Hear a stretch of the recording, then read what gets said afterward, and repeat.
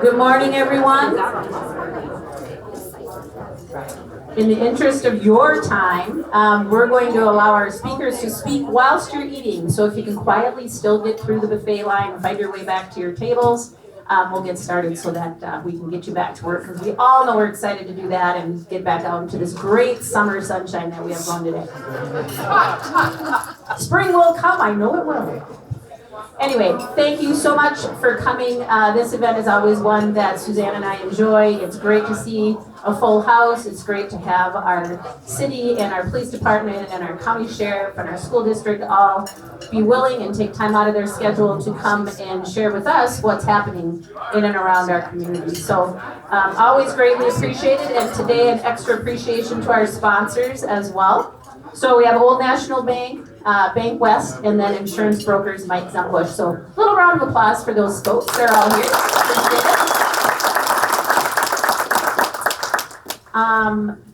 Again, Suzanne and I just want to thank you as our chamber members as well. Without you, we wouldn't be here, and we just every day are thankful for all that you do to support us. You know that we're busy into event planning right now, so after this is academic luncheon, after that is the golf tournament, after that is Buffalo Days. So within weeks, we are busy hopping around, and we love what we do. So again, thanks for your support there. So we're going to start off with the city staff, and then we're going to move to Buffalo BT, the county sheriff, and the school district. Scott just got here, so that's good. And we're going to let Mayor Terry kick it off.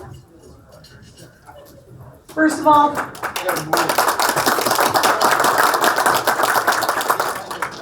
thank you, Sue and Suzanne. I mean, what a powerful duo there. They put these things together, and it always turns out better than I ever expected.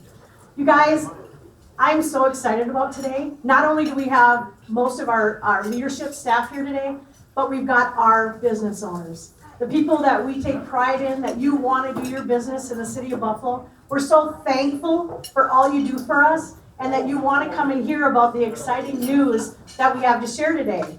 And meet a lot of our new employees that we have at the city. So you're going to see, we have really hyped it up. I mean, last year was exciting, but this year is even more exciting. So I always tell when I get to do fun things like this that this is my favorite thing, but this is my favorite thing. Don't tell the third graders at the elementary schools, because when I go and read to them, they go, what do you like best about being mayor? And I go, being here with all of you, reading a book that I'm horrible at, but I love just being here. So usually the teacher says, how about if I read that book for you?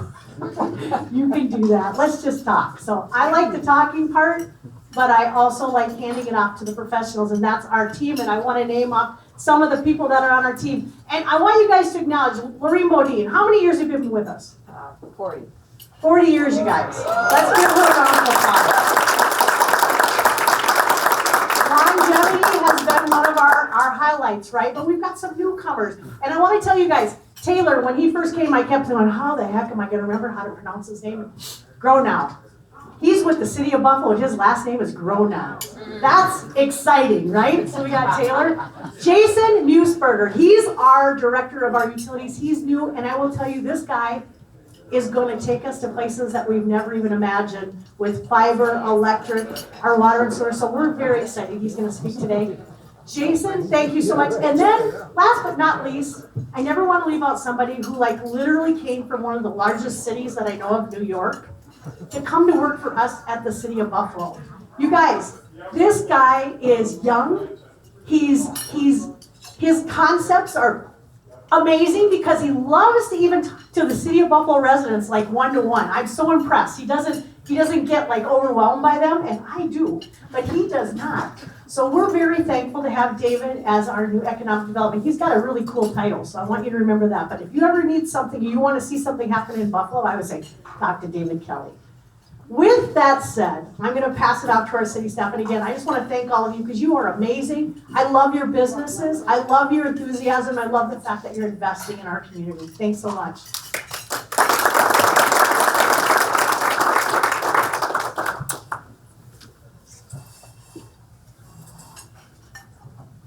Hi, everyone. Thanks for having us today. I brought with me our great staff, some of our leaders, and I'll introduce more of our leaders that are here with us today. But we're going to start. Please operate in the camera for me, or the PowerPoint. with the mayor's message on our city's vision. We're a community where excellence and opportunity come together. This was developed as our mission statement in 2021 and will carry on. Buffalo strives to provide superior services and a safe environment to live, work, and play. We have other city events happening. We continue residential and commercial growth. And Jason's going to speak more to you today about fiber to your businesses and to residents. And then we're going to concentrate more on funding our pavement management plan. Those are some major goals that we've set. So new to the city council is Jamison Wakefield. You know Scott, Terry, and then our next newest member is Nick O'Rourke, and then Steve Downer, who's been on our council for a little while. First of all, I want to mention that we're always accessible to you, and there's ways in which you can contact us and city staff. You can reach out to us at our website, which Taylor's going to talk more about today because that's new, and participate in our public meetings and our advisory boards. We invite public input all the time. We're very transparent about the offerings that we have and the services that we provide. All right, well, some of the things that I've done since stepping into the administration role is to do some reorganizing of our leaders. And with that, we concentrated on Parks and Recreation, and Lee Ryan is our Park and Rec Director. He operates with a great staff that oversees our regional parks and several neighborhood parks. He also oversees our community center and our civic center. Before that, he was also in charge of golf, which I'll talk a little bit about, and most of you probably know that that's not going to be owned by the city for much longer. In our utilities area, Jason's come aboard since last fall, or actually last summer, and he oversees our electric department, water reclamation, which is also sewer, our fiber, and then he also oversees our geographical information systems and our IT department. So this is just a colored picture of our organizational chart, which has changed a lot, which I just described. So here with me today are our great management team. Terry introduced these three gentlemen to you, but I want to have our staff stand as I call on you. First is our Park and Recreation Director, Lee Ryan. Our Fire Chief, John Harnoy. Our Finance Director had to be absent today because of a sick child, but Kelly just started with us this winter. And then our Human Resources Manager, Carmen Merrill, and Police Captain, Andrew Johnson.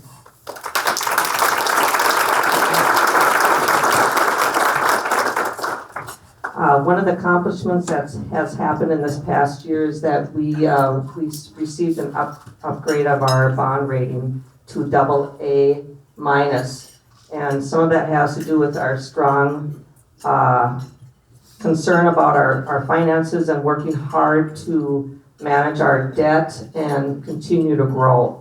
So we had some successes in growth in our economic indicators. We found some relief with the Gulf Fund, and we continue addressing the Civic Center Fund.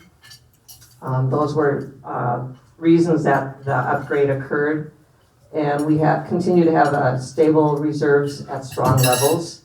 We've elevated our debt write-downs, and we have rapid amortization of our debt. So those are some accomplishments that I'm excited about. The council developed these core strategies in 2021, including fostering our culture of engaged and active citizens. We work hard to maintain and improve our infrastructure and maintain fiscal responsibility. Our efforts are to provide a safe, secure, and healthy community, to provide planned and sustainable growth, a supportive and balanced business environment, which David's going to talk a little bit about too. We have a very collaborative, inclusive, and high-functioning management team, and that's why I'm so excited to bring them here with me today. We continue evolving the quality of life for our diverse needs. Some of the big projects this year include the Dag Avenue reconstruction, which is underway now, planned to be completed within a number of months. We received $6 million in federal aid, municipal state aid, and some assessments to the development of Greenbrier and the school district. The 35 in Dag Avenue roundabout is overseen by the highway department. We're financing a portion of that project as well.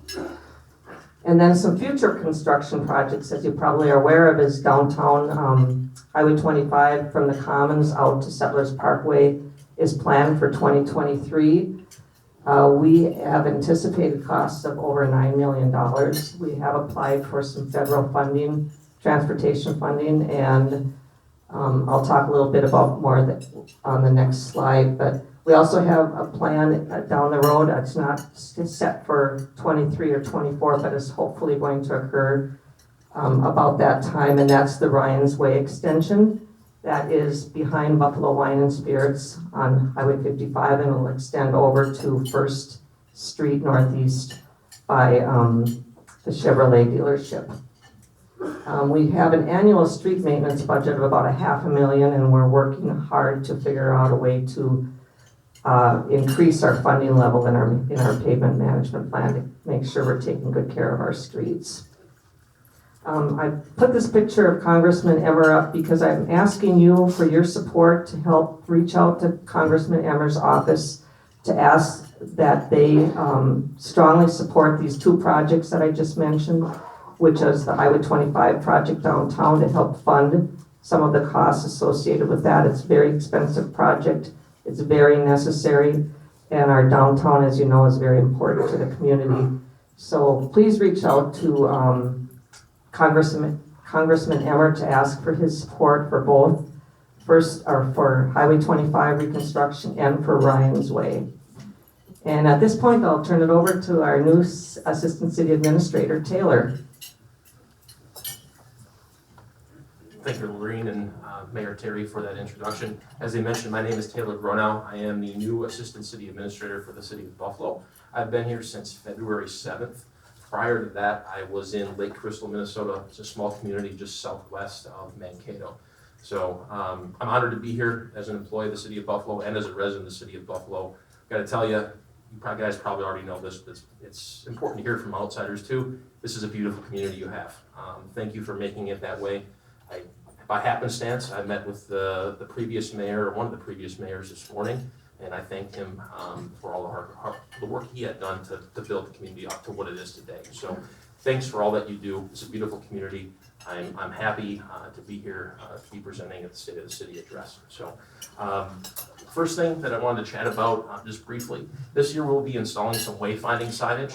This signage will help pedestrians and visitors find public places like parks, our city center, the chamber offices, public parking in the downtown and throughout the city. This is just a map kind of where you're going to see those locations. There's also a larger map that I couldn't fit in a slideshow, or you couldn't see from the slideshow that wasn't here, that isn't in here, but we're excited to get that project done likely in May or June of this year.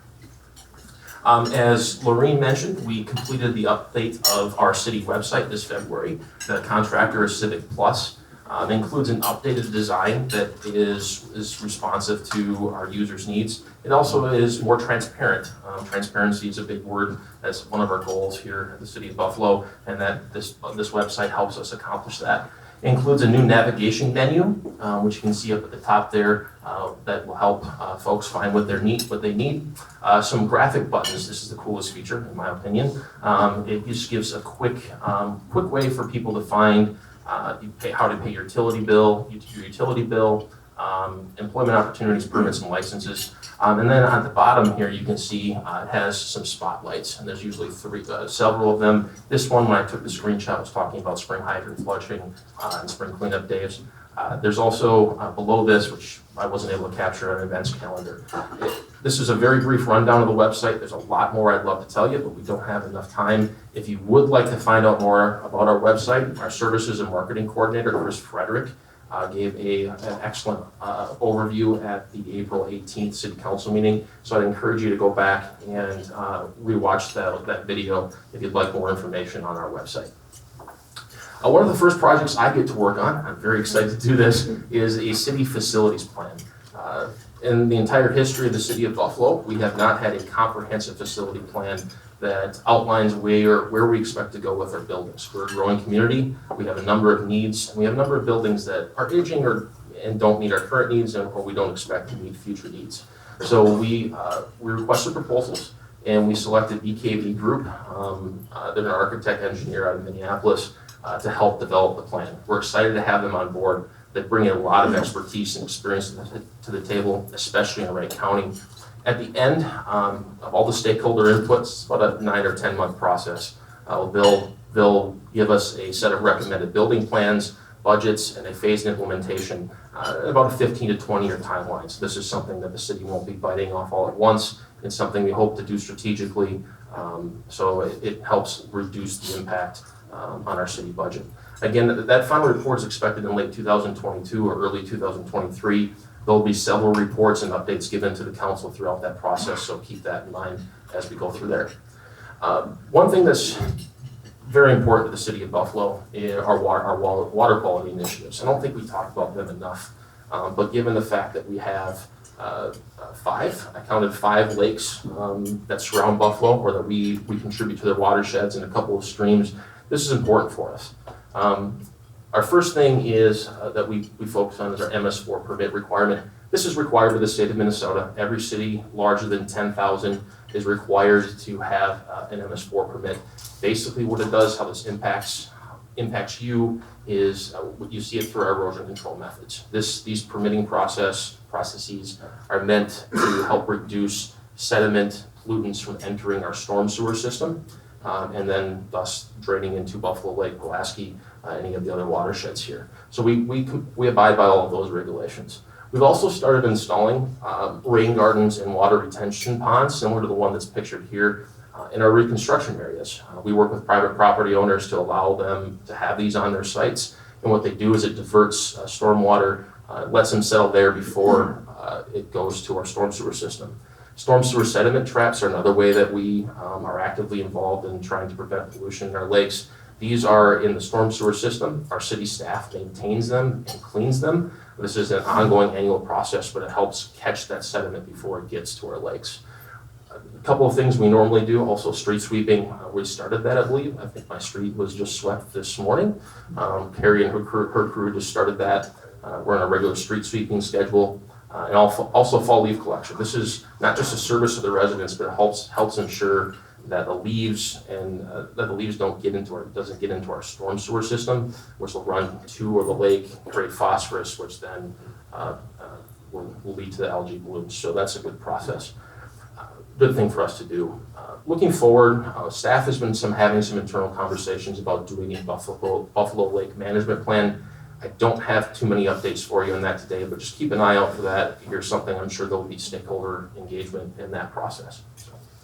And then lastly, but not least, we have, as Maureen mentioned, we have the upcoming reconstruction, or planned reconstruction of Highway 25. There's a couple of maps here. The first to the left shows the project limits, the project area. It will start in an area just north of Settlers Parkway and continue on to First Street South and Downtown Commons. The second map to the right is the proposed detour routes. There will be an impact to traffic, and we'll have to follow these routes. This project is one we've had on our radar for quite a long time. Not only will it improve our streets, our utilities, but it also will help with pedestrian safety. It'll increase green space, public open space in our downtown, and through that help our water quality. But the most important thing, and the thing that we're most excited about at the city, is that it'll create a better link between the downtown, Sturgis Park, and Buffalo Lake. With all the events that are going on down at Buffalo Lake, we want to get those people there, or not at Buffalo Lake and Sturgis Park, we want to get those crowds up to shop at your businesses, to visit our downtown. And this project will help facilitate that through better pedestrian safety, an improved downtown commons, and perhaps a restroom. So I know that's been, Maureen told me to mention that. I think that's been a request in our business for quite a long time. So we just met with our landscape designer, I think last week. We're finalizing that. The final plans, you can see on the bottom here, go back. You can see on the bottom here, the final plans will be going in front of the city council, I think in the next month or so here for approval. We did have some input sessions, input opportunities before that. We had an open house in March and then some surveys. Our engineers took that information, staff took that information, and are working on a final design. Once that final design is approved, we'll go through bidding, and we'd expect that project and detours to start almost a year, a little bit short of a year from now, probably early April, whenever depending upon weather. So we do have, I want to mention, I'll put this plug in, there is a project website for this that's currently up that gives an overview of the project, and during the project we'll post updates there. So when roads are closed, things are going on, I would strongly encourage all of you that are impacted by this project to save that or bookmark that link. I don't have it here because it's a complicated link, so what I will do, Sue, if you don't mind, is I will forward you that link after this meeting. If you could forward that out to chamber members, I think that would be greatly appreciated. So with that, I think that's the end of my part of the presentation. Thank you for the opportunity to present. As I tell everybody, I am new until everyone's met me. I will hang around after the meeting. I look forward to meeting all of you. I don't want to be the new guy for very long. So I look forward to meeting with you. Stop by my office anytime. If you see me out in public, don't hesitate to come say hi. I want to hear from you. I want to see how things are going. Look forward to working for the city of Buffalo. So thank you. At this point, I will turn it over to Jason Moosberger, who is the City Utilities and IT Director. He's got a lot of great things going on in his department. So without further ado, here goes Jason. Thank you, Taylor. Thanks for coming out today. I'm Jason Moosberger, like Taylor said. Thanks for the introductions, guys. I came up from myself and my family came up from Brookings, South Dakota. We lived there for about 20 years, so like Taylor's sentiment, beautiful community, very welcoming. The kids have transitioned well, so we're excited to grow here in Buffalo. With that, I kind of want to give an overview of our 4 primary utilities. The city of Buffalo is very fortunate to have electric, water reclamation, and fiber. We have a 30-member team that Mayor Lockemeyer mentioned that I'm going to take Buffalo places. That 30-member team is who's going to take people places. So the team is just phenomenal. That's a mixture of superintendents, operators, journeymen. If you ever want to meet anybody, we'd be happy to give tours of the facility anytime. Our electric utility, that crew is always busy, putting in reconductoring, putting in new underground services. That's our primary goal, and with the growth of the community, we're seeing a lot of development, which is excellent.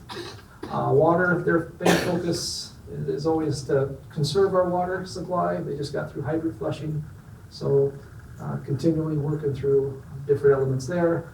Water reclamation, never the fun side of the utilities, but the very important side. We have a incinerator in the community, which is very unique for the size of the community, but definitely will grow as Buffalo grows as well. And then fiber, one of our smaller utilities, and I'll get into that more in the next slide of where things are going there.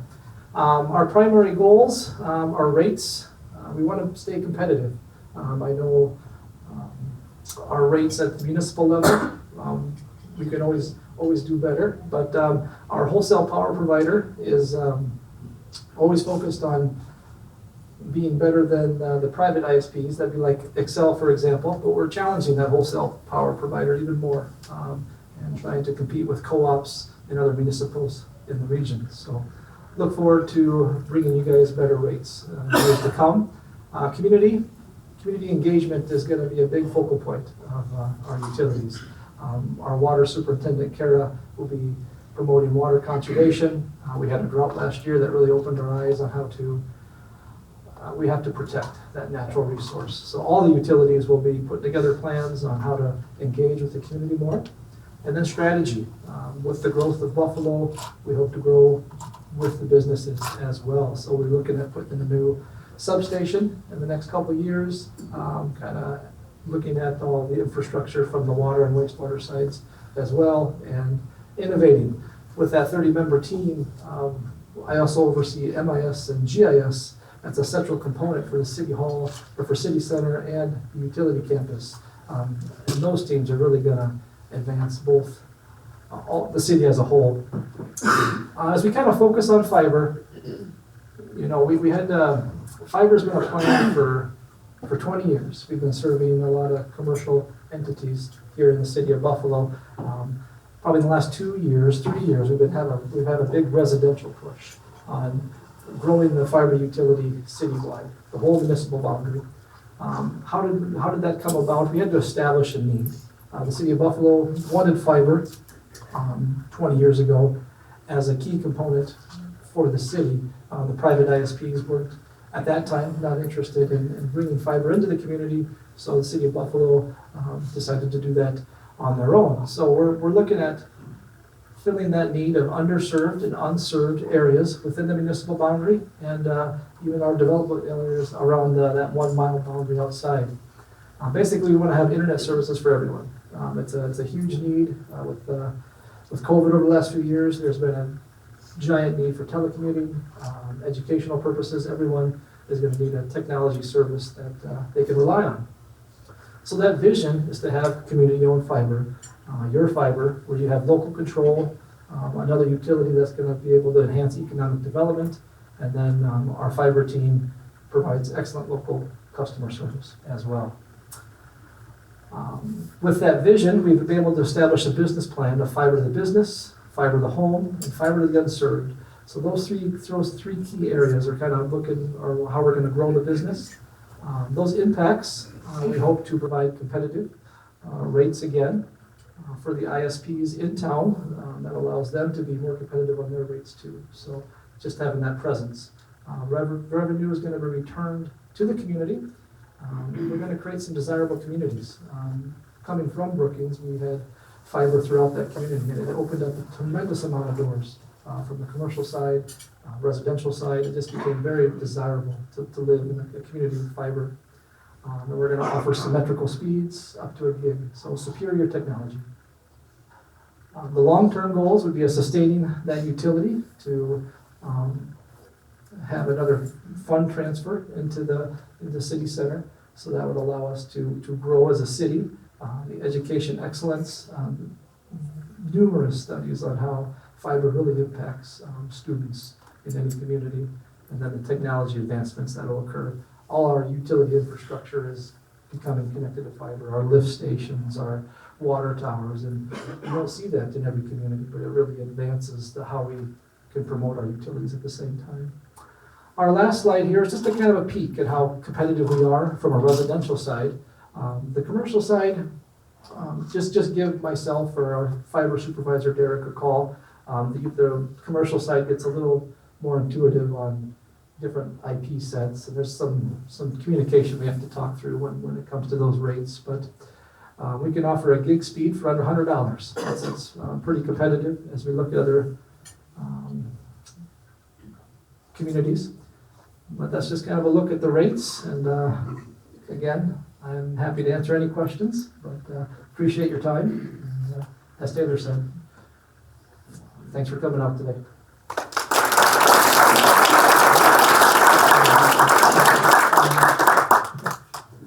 And I'm glad to introduce Dave Kelly. Well, thank you.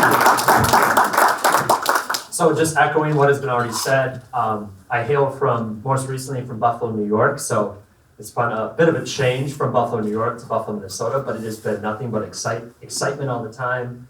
I feel really, it's a good feeling when you feel like you're empowered in your role, and then there's a community that is open to ideas, and if there's an idea they're not open to, they let me know, and how can I adapt it. So it's a really fun community to be a part of, and I'm happy to be here. So I'll provide the development update portion of this. So some of you have already seen this in prior meetings we've had, but for those who don't know, since in the last year, we've had a number of residential developments come online.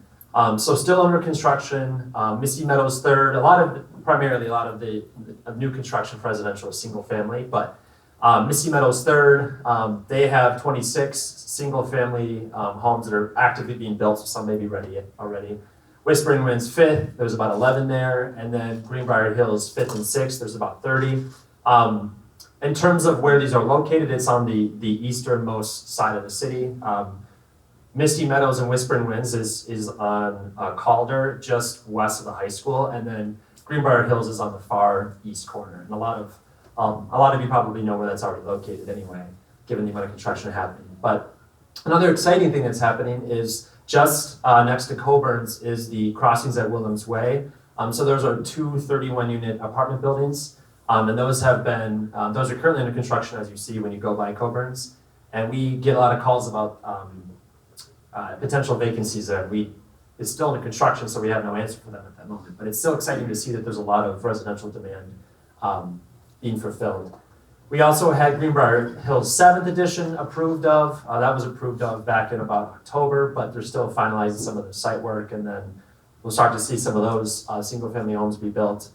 And then we have a couple of developments that are proposed but have yet to be formally approved of during a preliminary plat process. So some of these have been in the works for a little more than a year, so you've probably seen them, but the Preserve It Lays Constance, that's this one right up here. It is just north of the government center, well, northeast of the government center. That project, there's some complications with it related to the land itself, but that project should be coming online pretty soon. We're going before the Planning Commission for preliminary plat. The Bjorklund property, so that's the southern side. It's right next to Settlers Commons. There's a project that will be going before the Planning Commission here soon. Actually May, so if you want to attend a Planning Commission meeting, the May 9th meeting is the one to do it, because it'll be a busy one. And then there's Buffalo Lake Villas, so this is a development that they're also going for preliminary plat approval, and it's just at the intersection of 7th and Lake Boulevard, and pretty much as you follow the curve past your utilities campus, it'll be right where the roads intersect. And then lastly, Settlers Commons, which is the other side of Bjorklund property, and that is a 40-unit, 55 and up apartment complex. So they'll be going before the Planning Commission at the same meeting for preliminary plat. So this is just some of the residential ones, but generally speaking, next one, Lee. So some of the permit data. So we've had, the year prior, so we had 78 new single-family permits in 2021 versus 85 in 2020. And then that 2021 permit valuation is about $23.46 million. So fairly steady in terms of new single-family construction. And then in terms of total building permits, we've had 193 total building permits this year as of last week for a value of $10.59 million versus this 289 total building permits last year for about $7.75 million in value. So what that says to me is that there may be less building permits, but the value of it is higher, which could be related to cost as well. But it shows even despite some concerns with rising product costs and supply chain, there's development still happening in the city. An exciting place to be. And then just the last thing too, that permit data includes remodels. It's all permit data we have. And then right here is our most updated zoning map. So certainly have a time to, whenever you're bored, you want to take a look at the zoning map. It is right there. Craig, our GIS technician, works really hard on it. So for the commercial side, so we have a lot of these developments you have also already seen driving by, but focusing on highways 55 and 25. Coburn's Grocery, that opened up in November, so that one's been out there for a while. Caribou Cabin opened in September. I've been to both, and they're great. Dunkin' Donuts, but they're called Dunkin', they're currently under construction. And then the further up on 25, the Wright County Human Services Building has been sold. So the Wright County, they sold the building, and they're currently doing the final due diligence on the sale, but it was sold for $1.625 million. And in terms of what that could be, we've had some initial conversations with the developer who bought it, but we have not seen any concrete plans yet. But we envision something that would fit into what our zoning is there. And then lastly, the northwest side of the city, the new Wright County Government Center has now been fully occupied since mid-March. So with that, we also expect there to be a lot of auxiliary development that happens around it, just because there will be 600 plus employees there now. with both buildings combined. So I guess look forward to seeing other development in that area. And then last one, some other commercial highlights from our downtown. So we have some new businesses, Lakeview Nutrition, Cuttigan Leather, new ownership, Forget Me Not Cafe, Aretha Franklin, Jay's Down Under. Then I've worked with the chamber a lot with a lot of these businesses coming in, so it's exciting. It's good to have a great partnership with the chamber, which helps.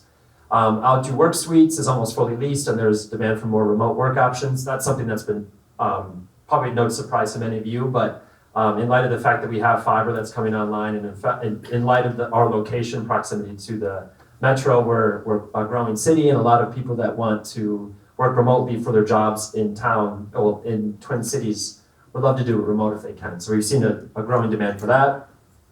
The Wright County Economic Development Authority, or the EDA, has developed a task force with the City of Buffalo council members, staff, to fund the redevelopment of government center property. That's the existing one, just in our downtown. So talk a little bit more about that in a couple slides. And then lastly, the Small Cities Development Program Rehab Grant awarded by the Minnesota DEED to update commercial buildings and some residential. And then that project is currently underway. And I'll mention more of that in the next couple slides as well, but that's been a very popular program that we've partnered with DEED on. So just more generally, here's some more economic development planning projects we are working on.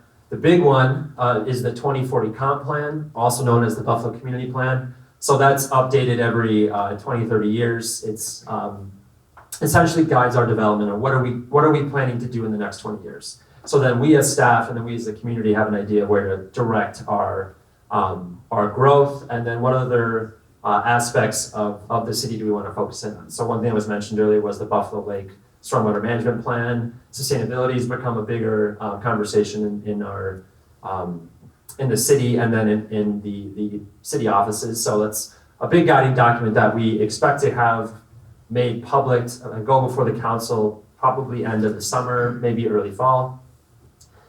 Also, we are now currently in the process of transitioning to online permitting. So that's something that has been requested by residents and business owners and then staff for quite some time. So that'll be nice because it'll put all of our permitting online, and you can track where your building permit is. So that'll be really exciting.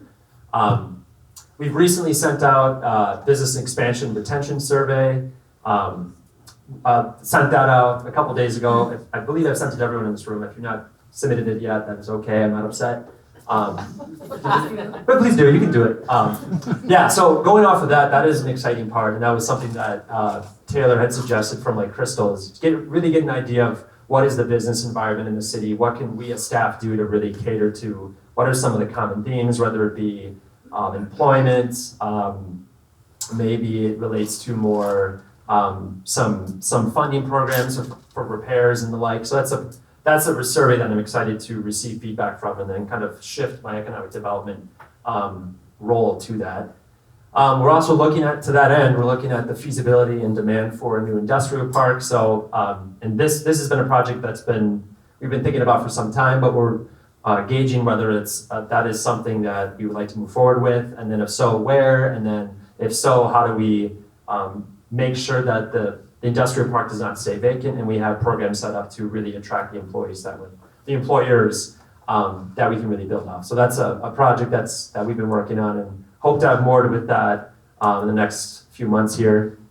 Kind of going off of that too, building off of the existing industries and sectors in the city, in light of especially supply chain issues, we want to identify who are some industries and sectors we should target to try to bring in and help that, and also create more of a ecosystem, I guess you could say, of specific industries.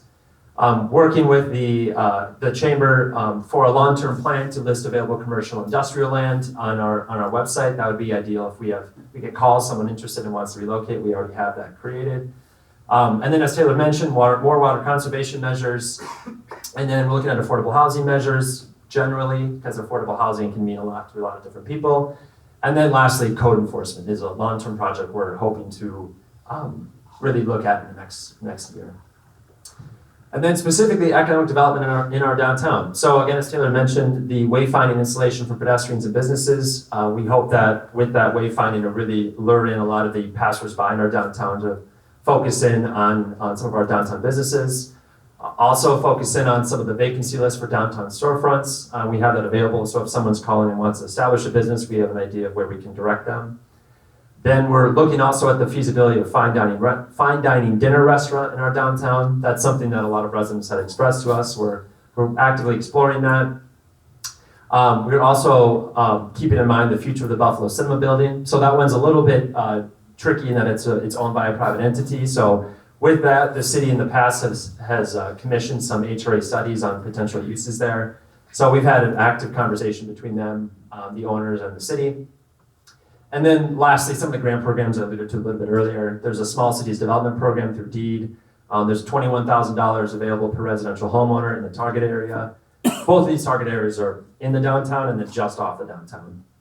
And the city contributed $9,000 additionally from the HRA, which is about $1,000 per homeowner. And then we also the commercial side of that is $30,000 per commercial property, and then the city's HRA committed $40,000 from the city, which is about $5,000 per commercial property. So both of these programs, I just spoke with Central Minnesota Housing Partnership, who is our facilitator of the program, and it's been very popular. So my intention is the next couple of years to go back and reapply for that. So to that end, some of the frequently asked questions, because we know you may have some. One of the things I mentioned a little bit earlier, the big one is what's happening with the government center now that it's vacant. So that is a project that is ongoing. We have the task force created with the county, the EDA, and then the city, and then their consultants, and we have 2 council members on it.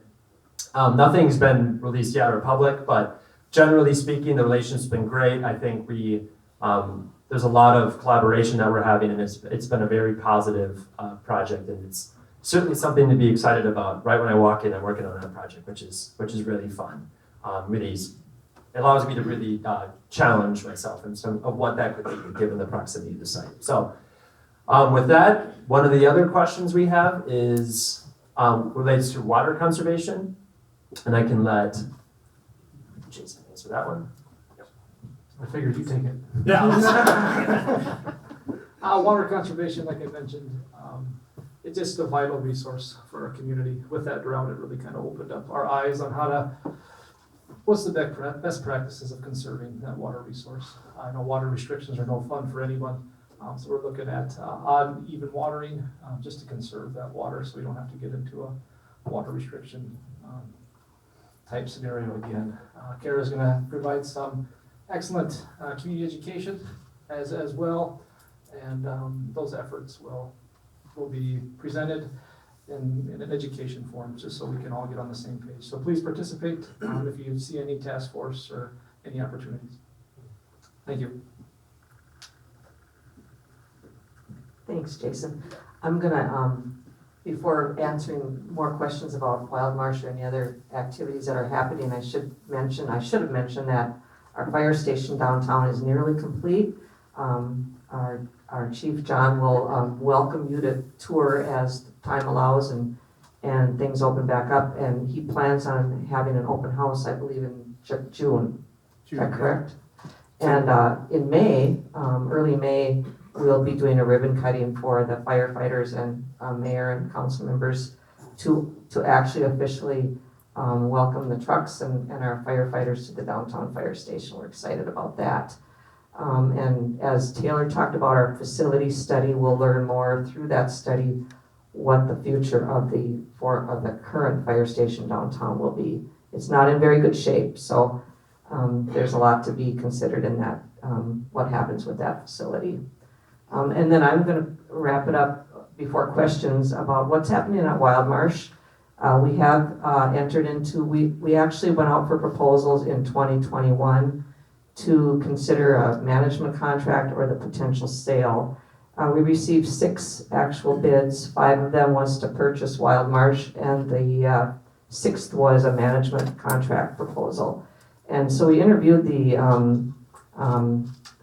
proposals for the sale, the top 2 bidders.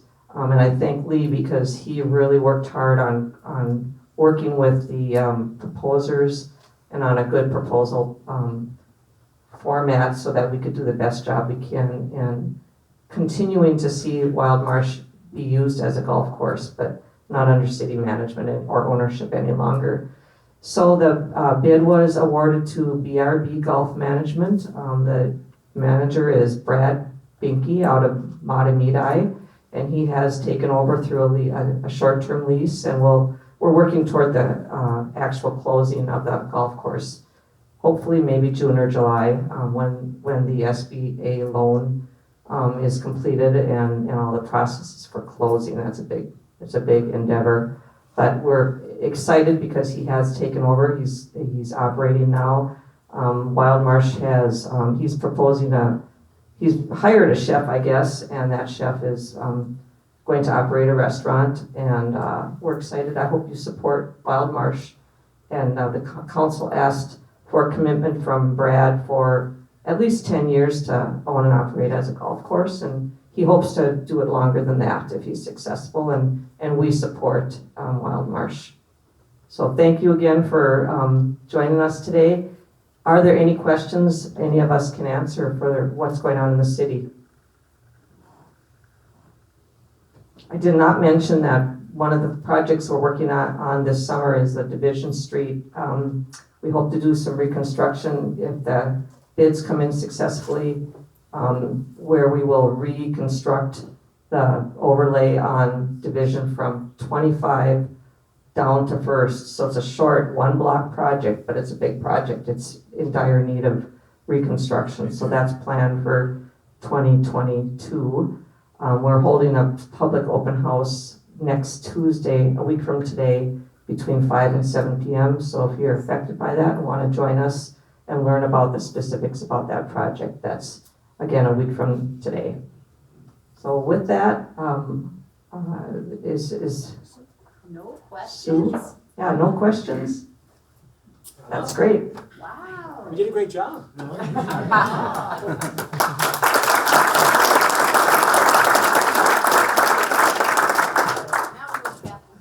Thank you. Yes, now introducing Captain Andrew Johnson.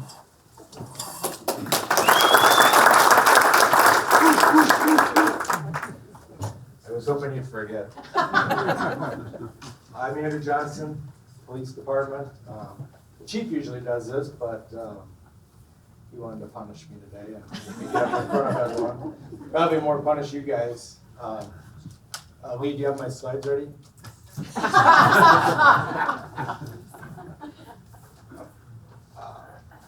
I just wanted to go over a few things.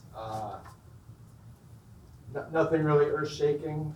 We're fully staffed at the police department. We're in our process of adding an 18th officer, so that conditional officer has been extended. So just waiting on the background and all that stuff. We'll be fully staffed. Just some quick call highlights from 2021. So we had about 12,000 calls for service total last year. And of those, I just grabbed a few that stood out. So we had 27 burglaries, 355 motor vehicle accidents, 25 stolen vehicles, and then there were 95 DWI arrests. 5 of those included there was a motor vehicle crash involved in there. So it's kind of a busy year. That's pretty normal for us though. I don't know, we sent these out to I think pretty much every business owner last year. It's the emergency contact form. I don't know if we received a lot of them back, but if you haven't done it or you need one, let me know. We'll get one out to you. It's all confidential. We might sell the information depending on how the budget looks. So, it's not going to get sold. So it just goes into a database that way. If we ever have to get a hold of the business owner after hours, we've had weird things happen.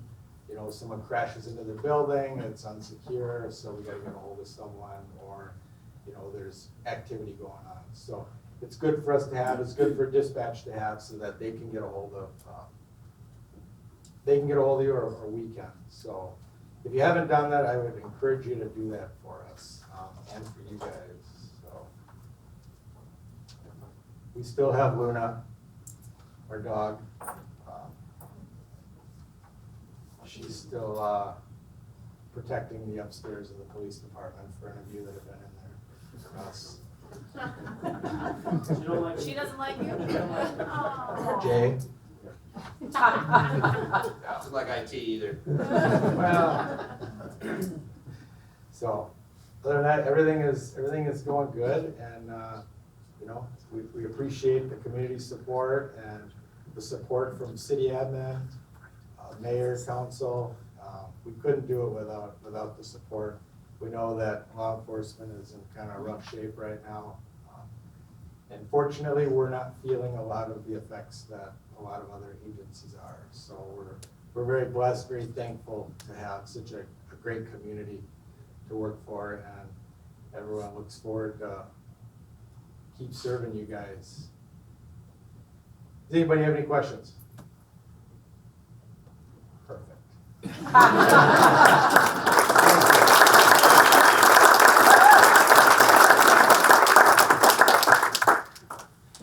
Just to thank you. I think sometimes we don't realize that we're fortunate as a community to have our own police department, and to have 18 on staff, that's pretty impressive. So we live comfortably in our beautiful little city knowing that they are protecting us, and we appreciate that.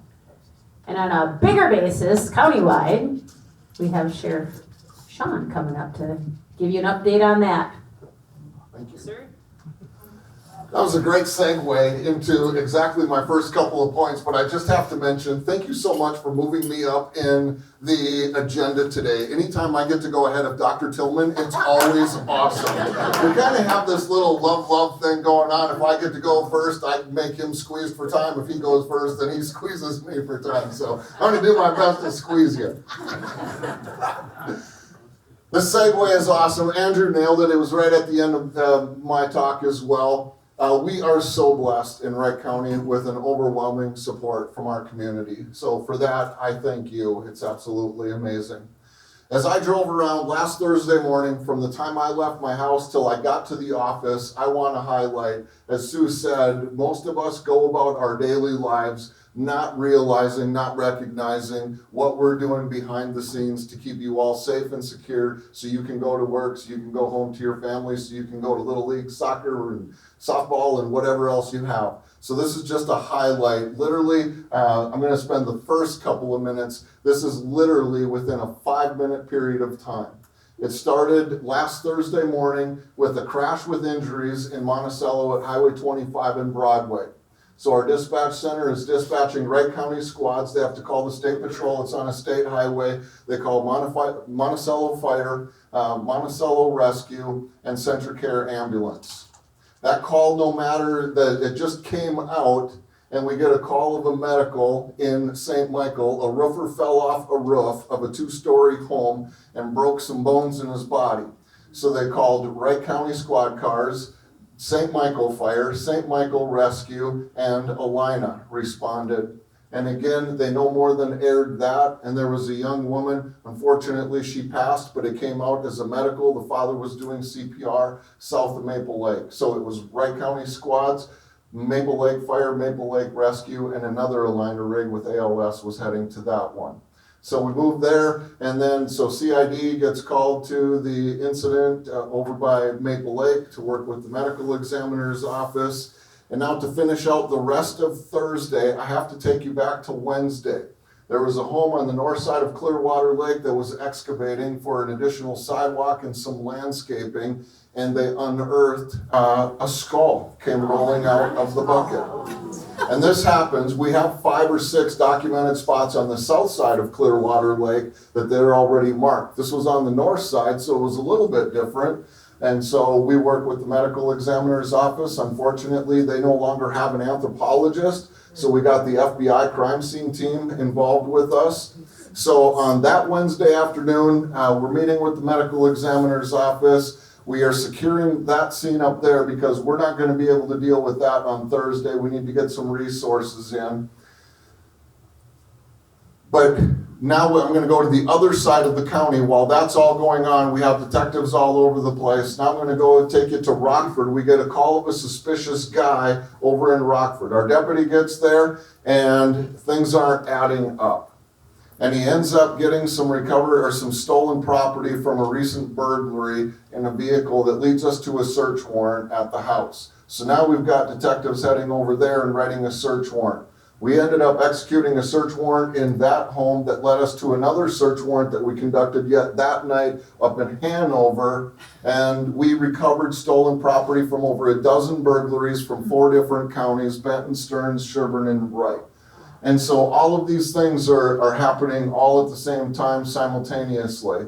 I'm going to take you back to Thursday morning. We're meeting with the FBI crime scene team. We're writing a search warrant because we need to fly our UAV over and map that entire area where we found the bones the first day on Wednesday.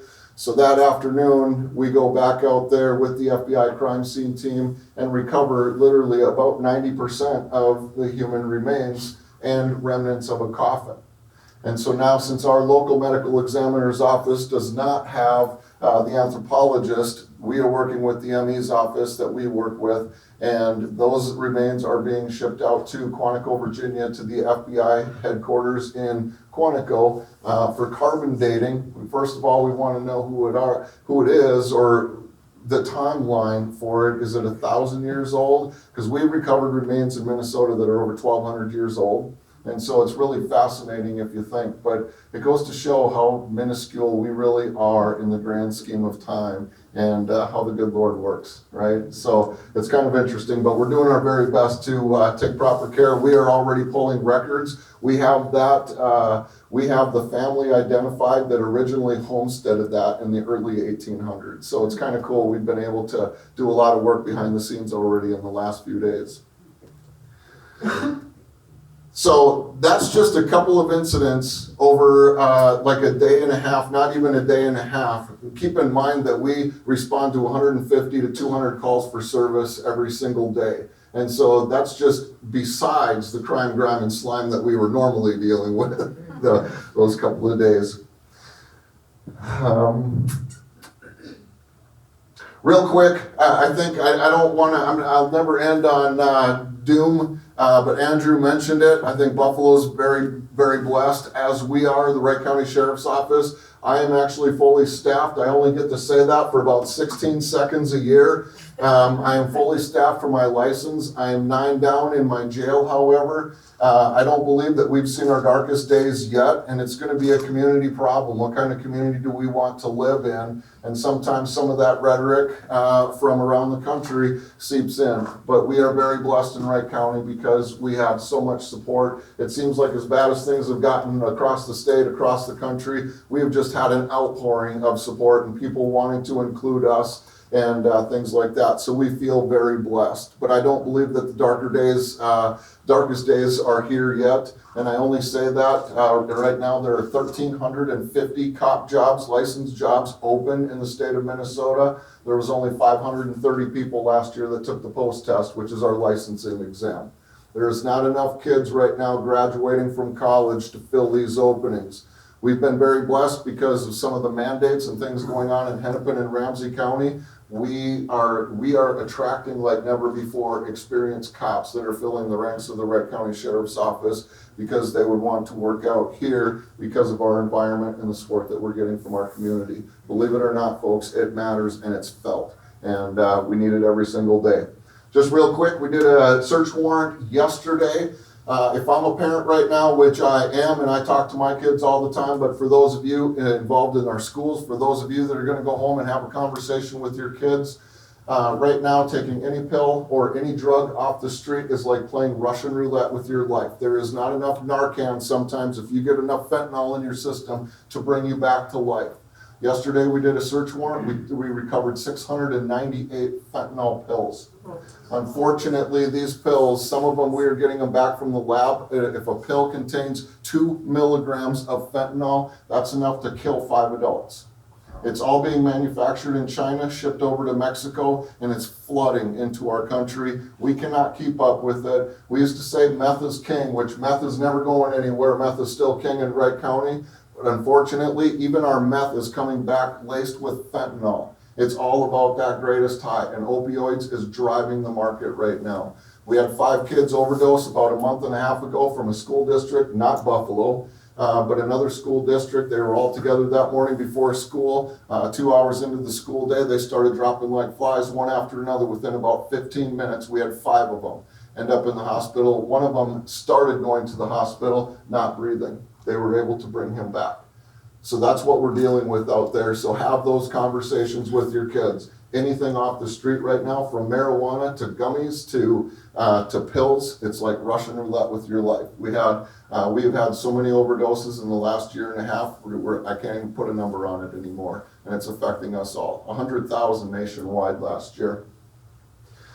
Big news, I was at the county board meeting this morning. Big news coming out of the county board meeting. They decided to go against what they originally said. They are adopting new commissioner lines. So if you live in districts 1, 3, or 4, you will have commissioner districts. This move forces Commissioner Wetter actually to have to rerun for her seat, and so if she decides to do that, and so if you live basically in districts 1, 3, and 4, and that's a segue. I'd be remiss if I didn't say I am running for sheriff again. I would love your support without a campaign speech today.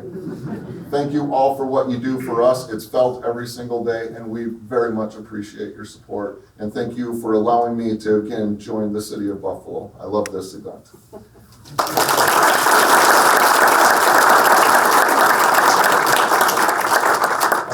Pretty fast.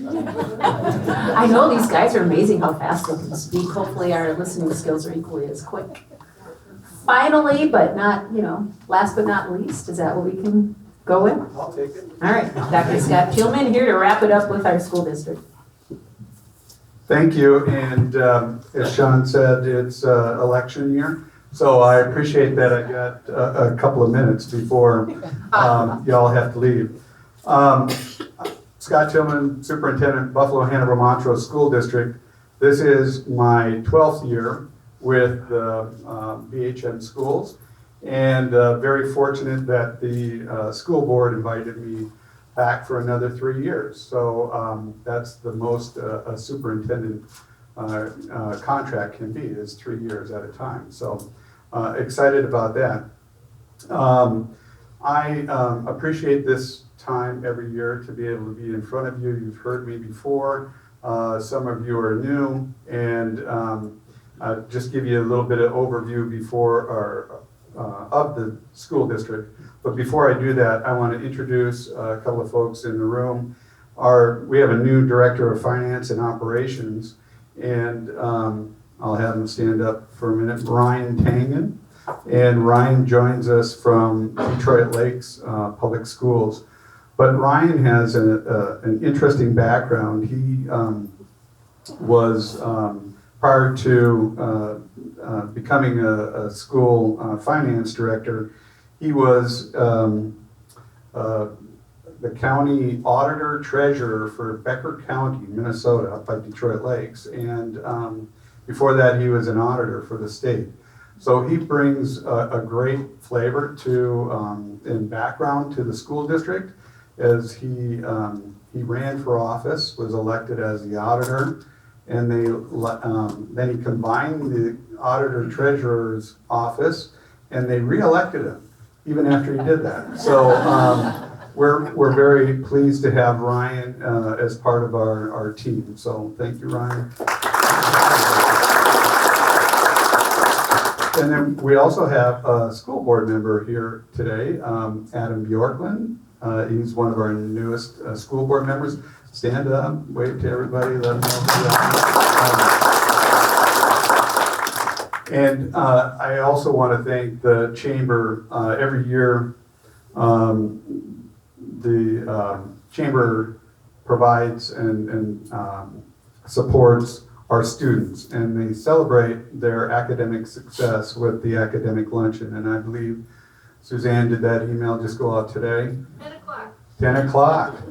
So there's a list of students, and I didn't count how many there were this year, but a list of students, and the chamber has always supported a student and supported their lunch, and we hear where they're going to go and how they're going to represent Buffalo, Hanover, Montrose, and their success, and we follow them. My son was one of those Students last year, we weren't able to get together because of COVID for the last couple of years. So this will be the first time in a couple of years. Strong, you've heard me say this before, strong schools equate to a strong community.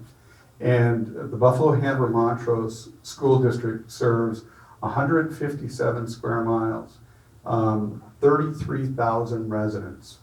And we serve over about 5,400 students. And we employ 750 employees. And when you include bus drivers and coaches that are not full-time, our bus contract is contracted out, but all the buses are on our property. We're closer to about 850 employees. And I know we're probably the second largest employer in the county. The county employs about that same amount or a little bit more. We stretch from, on the east side of our district, Highway 94. We cross over at Brockton Lane. If you're familiar with that, that's right after the Rogers exit and before the 610. Lennar Homes has a huge subdivision out there that is technically Buffalo-Hanover Montrose School District. And then we go to the south, south of Montrose, right outside of Watertown Mare. And then to the west in Maple Lake. And obviously to the north in Monty and St. Michael, Albertville. We appreciate our community support. You've heard me before, in 2014 we passed a bond. We see the growth that is potential for the city of Buffalo. The same thing is happening in Hanover and the same thing is happening in Montrose. Your support and our community support allowed us to make additions to Tatanka Elementary, put new entries on Discovery and Northwinds, and we appreciate that. And then in 2019, we appreciated the support of an operating referendum. I want to touch just a little bit on a couple of topics, and I'll work through this. With COVID, we're still working through that. We had 5 weeks of no active cases. We report those numbers every week. We've done that for 2 years, every Thursday. So if you go to the website, you'll see that we've updated those numbers. We had 5 weeks where we had no cases, but it got pretty dire in January. The second week of January, we had 100 active students, student cases, and 18 staff. 18 staff is where the number, that was just COVID, so it didn't count in other illnesses and the number of substitutes that we needed. And we came very close to having to take a pause, but just a week later, we only had 87 students and 14 active staff, and 2 weeks later, we only had 38 active cases and students and 14 staff. So Omicron came and went kind of quick. Now we're in, I believe, Omicron 2 or 2.0 or something like that. So overall, we've had about 32% of our staff contract COVID of the 239 employees out of 750, and about 19% of our students, 1,005 out of, and that was of last week, out of the 5,400 students. COVID had an impact on not only BHM schools, but all schools in the state of Minnesota and across the country. Our budgets are built on enrollment and enrollment projections. So we project what the budget will be, but we don't know until students cross the threshold and walk through our doors. Last year we lost 320 students, and they went to homeschool because of COVID or chose different venues, private schools. We projected that we would get about 160 students back this year. We ended up with about 80, roughly 80. And so that's put it's put a burden on the budget.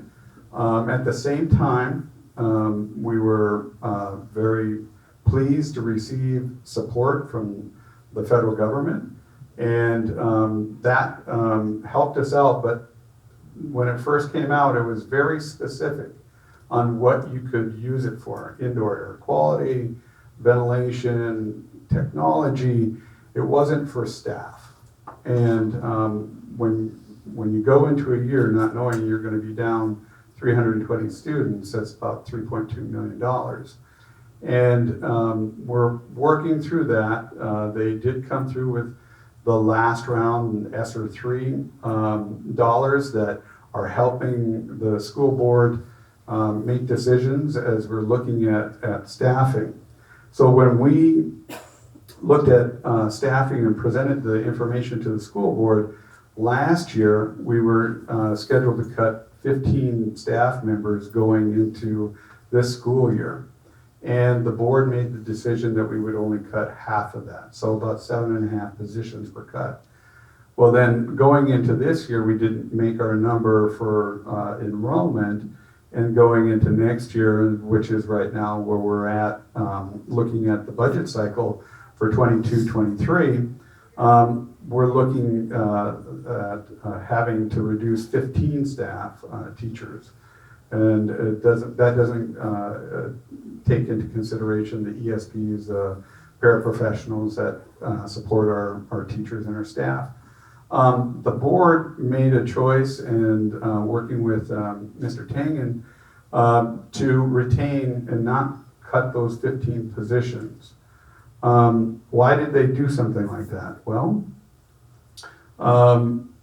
we are utilizing some of the federal funds. We would have had to cut about 2.4 million going into next year. We're utilizing those federal funds, and we're also making a big push and making sure that our local legislators know exactly what's happening in the school districts. We have budget proposals, or we have a surplus of $9.235 billion surplus in the state of Minnesota. Not that you haven't already heard that. The reason I bring it up is, I listen to KRWC, and I have a monthly program with Tim Matthews on there, and we talk about and provide information about that surplus. And you hear ads on the radio that say, "Give it back. We collected too much." But as the businesses know in this room, the unemployment insurance, that's about a $2.7 billion hole that hasn't been filled yet.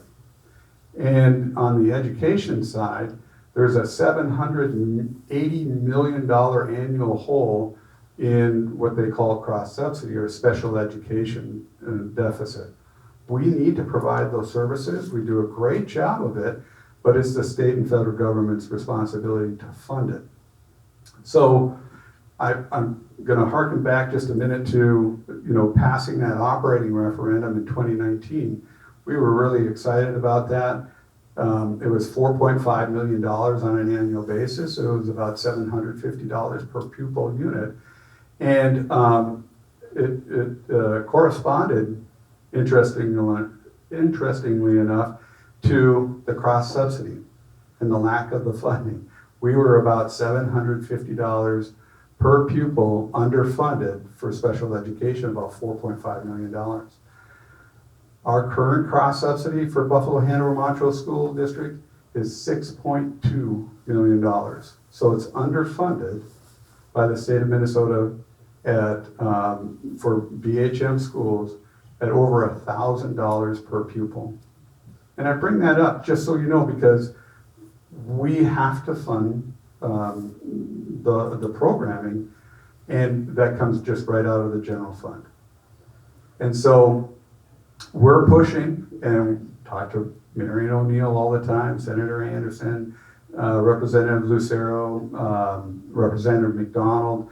Those are our legislators, along with Senator Osmick and Senator Kiffmeyer, and I'm going to forget a couple other people, Representative Hertas. We've spoken to them to let them know, we're out here advocating for kids and for teachers, because when the price of gas goes up, you know, we still have to buy the fuel for the buses, and we don't pass that cost along to the consumer. We're the consumer. We're people, and it makes a difference. So the investment that the board is making is to, you know, really look at class sizes. And we know if we have smaller class sizes, that means more attention to students by our teachers, which address some of the mental health issues that we're seeing and experiencing in our classrooms. And it'll lead to student success. And talking about student success is our number one priority. It's preparing all of our students for college, career, or work, so that when they walk out our doors, they have choices. They can choose to go to any college that they want, or they can choose to go to any technical education or right into the world of work. But then they have options beyond that, because we've prepared them for that future. We've made sure that they've had those experiences. We're proud of the magnet programs that we have in our school district.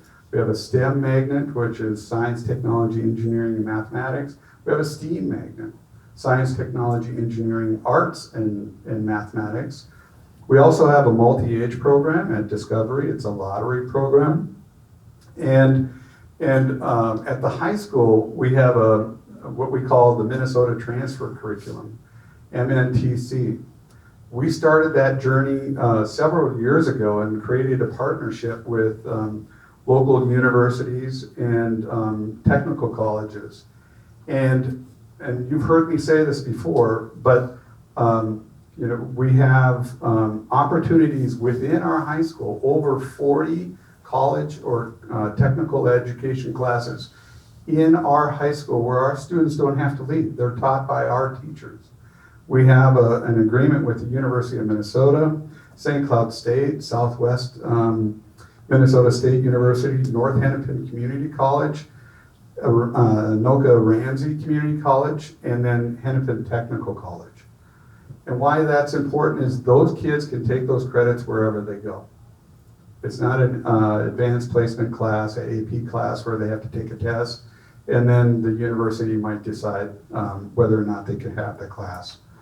So we're excited about those programs that we're offering for all our students. This year, or last year, over 4,700 credits were earned by our Buffalo Hanover, our BHS high school students. 4,700 credits were earned last year, and it saved parents $1.38 million in tuition. We want to continue that. We want to be out front and ready to go. We wouldn't be able to make it possible without our support for our teachers and our ESPs. And again, I thank you for this time. Sheriff Derringer, I'm going to make sure I get to go before you because I wasn't watching the time. But thank you for this opportunity, Sue and Suzanne, and I look forward to it every year. So thank you.